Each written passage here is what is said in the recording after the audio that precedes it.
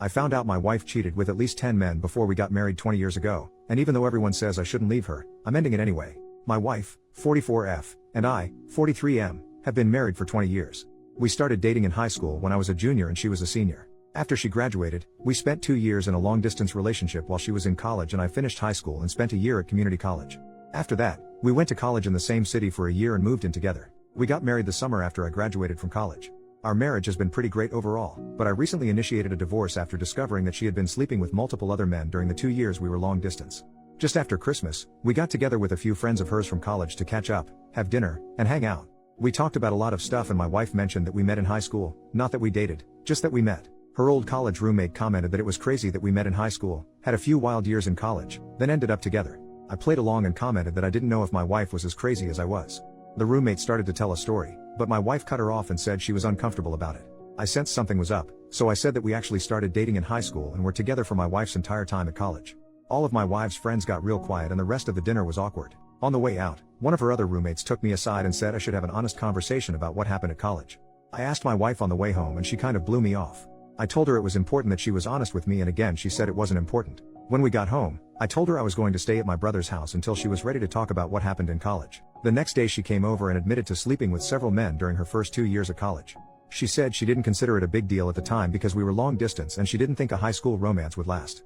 I pressed for more details and she said it was at least 10 different men including at least 3 guys she introduced to me as friends when I came to visit on weekends and 1 guy she was still in contact with. I told her that I wanted a divorce and would be starting the paperwork as soon as I could, which I did on January 2nd. Her family and most of my family is telling me I shouldn't throw away my marriage over a few mistakes. I've stood by my belief that cheating on me with multiple men for years is unacceptable no matter when it happened, and the fact that she continued to maintain relationships with these guys right in front of me was an unacceptable amount of disrespect. We have 2 children, but they are 17 and 19 and I believe they will understand why I need to end the marriage. Am I wrong for leaving? I feel like I'm going crazy with the amount of people telling me to overlook years of infidelity and decades of lies. Edit to provide some detail for common question. The reason I posted this is that my wife and a few friends have been saying it's common to sleep with other folks when you're in a long distance relationship and that I'm kind of the odd one out for not sleeping around. I felt like I was being gaslit, but I wanted an outside perspective. We live in a state with a waiting period to finalize a divorce, so I felt it was a reasonable idea to get some insight before things are finalized. After these comments, I see a handful of folks saying it's normal to sleep around during a long distance relationship, but it seems to be a significant minority. We saw each other a couple of weekends a month during the 2-year college period. I lived about 3 hours away from her college, so it was long distance but not like cross country. This was not a situation where we went months without seeing each other. The 3 guys I met while she was in college were meetups that happened during parties. The subject of me being a boyfriend didn't really come up, so I honestly don't know if these guys knew anything. The 1 guy we're still in contact with married a mutual friend from college. This is not some guy she secretly messages on the side, it's somebody we've talked to regularly for years. I've talked to him a few times since I've learned about my wife. He said he didn't know we were dating at the time and has since blocked my wife on social media. Some folks have asked how the roommates didn't realize at our wedding that the timelines didn't work out. The main reason is that my wife and I had a very small ceremony with just close family in Texas, then went back to the East Coast to have a big party with friends. The typical reception and sharing details about how we met stuff didn't really happen, so her roommates didn't realize we started dating before college. It sounds like they thought we only dated for the year we were both in the same city, then moved in together. I was open to therapy or some kind of attempt to save the marriage, but her insistence that this whole thing is common and I'm the one who's out of line is just too much for me. The only time she showed any remorse or even offered to reconcile is when I started filing paperwork. In the last week she's gone back to saying she's right and I'm overreacting. This is also why I feel like I'm being gaslit. It seems obvious that this is a major issue, but I've got my wife and others telling me it's normal and I'm overreacting. I'm not getting a paternity test unless my kids want to get one. I don't have any doubts that they are biologically mine, and no test will make them not my kids.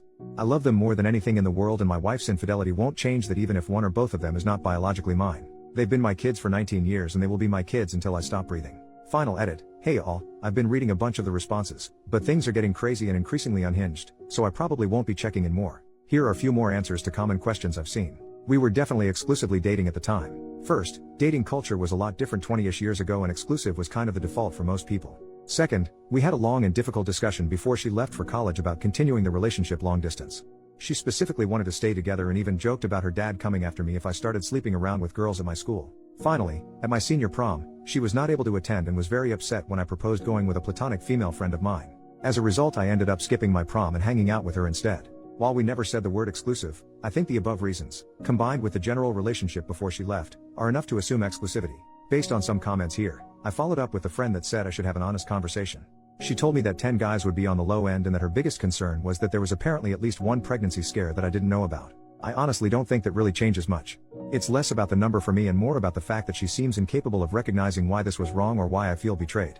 Thank you all for the helpful responses, even those that disagree with me. I will still be open to therapy if she's willing, but I honestly feel like it would be more about us being successful co-parents and finding closure than saving our marriage. Update, 1 month later. First, let's talk about the things I learned about the situation in college. After talking to my wife in sessions and texting with 2 of her roommates, it's clear that her roommates knew something was up in college. They said they thought the situation was weird and likely involved cheating. My wife had told them that we both had some wild times in college and worked it out before we got married, so they never really brought it up. The roommate who pulled me aside recently was uncomfortable with the fact that my wife clearly didn't talk it through with me, and wanted me to know. As far as being introduced to guys she slept with, apparently that was not intended. For one of the guys, he ended up dating and then marrying one of our mutual friends from college. This is the guy she was in contact with. In the other situations, she initially blamed me in the counseling session, but has now agreed it was bad. When I went to visit her, she planned to hang out in the room or just hang out together alone, but I wanted to go to a few parties because in high school and community college, I didn't really have parties to go to. She didn't expect me to meet the guys, but they were at the parties and she felt she didn't really have a choice. I still think this is kind of crappy, but it's not as bad as her intentionally parading me in front of the guys. Most of our discussions in therapy has been talking about why I think it's a big deal and she doesn't. She initially said that none of these guys were in relationships with her and it was mostly one-night stands or friends with benefits. Since she didn't view them as romantic relationships, she didn't see the big deal, her words not mine. My opinion is that we never said that was okay and she actively prevented me from doing the same. After digging into this across 2 sessions, and my wife talking to some friends, she now agrees that it was a breach of our trust and relationship. This is the shared understanding that has helped us talk about this situation more honestly and helped us get from arguing to talking, which is why I'm optimistic about co-parenting. Now, here's why I'm 100% set on divorce. 2 things came up that make me want to leave the marriage. First, about 10 years ago we went through a really rough patch and had a dead bedroom for about 2 years. She had expressed that our intimate life was becoming boring, so I tried to spice things up, nothing crazy, just roleplay and like Spencer's gift-level toys. Apparently, she had been hung up some sexual experiences that happened in college, that she is not comfortable talking about, and wanted me to try them, but when I did it made her feel awkward and guilty that it made her think of other men while she was with me. The fact that she's saying these experiences were meaningless, but they're still impacting our marriage tells me they meant more than she wants to say. Second, she admitted that she has been flirting with coworkers on business trips since the pandemic ended. She says she has never slept with anybody, but it got as far as going on a date with one of her male coworkers. That was the absolute deal breaker for me. We have told our children that we're getting a divorce. We told them it was due to some bad decisions that we made in college that we're having trouble moving past. My 19-year-old, who is in college, asked me if I cheated on my wife while she was away at college. My wife got a little shaken up, but admitted to the kids that she's the one who cheated. We have agreed to not share any additional details with the kids.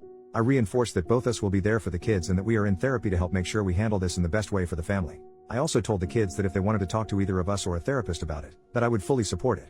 We've started talking to a mediator about how to proceed with the divorce, and unless things change, we should be able to have an amicable divorce. We're both financially stable on our own, we have no major debts, and our kids are older, so custody isn't a major issue. This has been a crappy couple of months for me, but I'm doing okay now and I honestly am grateful that my last post blew up because it both validated some of my feelings, but also motivated me to go to counseling with my wife. Second update, 3 months later. Hey all, this is likely the final update on this account as things have mostly been resolved. My wife and I have completed our divorce and everything is official. We had an uncontested, amicable divorce with minimal disagreements. Our lawyers worked together to create the plan through mediation and a judge signed off on it a few weeks ago.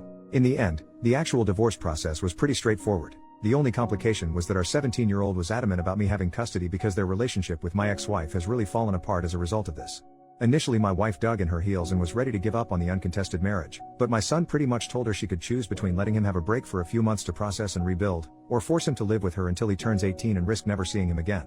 I felt this was a bit harsh, but my wife backed down and we moved forward with me having primary physical custody until my son's birthday later this year. For my part, I have encouraged my son to be open to fixing things as the actions my ex took before he was born didn't change the 17 years she cared for and loved him. Fortunately, as the divorce moved forward, he has been spending more time with my ex and I'm optimistic they will work through this.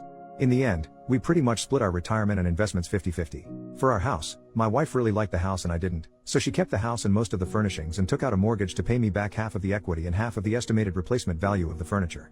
Pretty much all of our other stuff was either easy to split, my car and her car, my music gear and her hobby.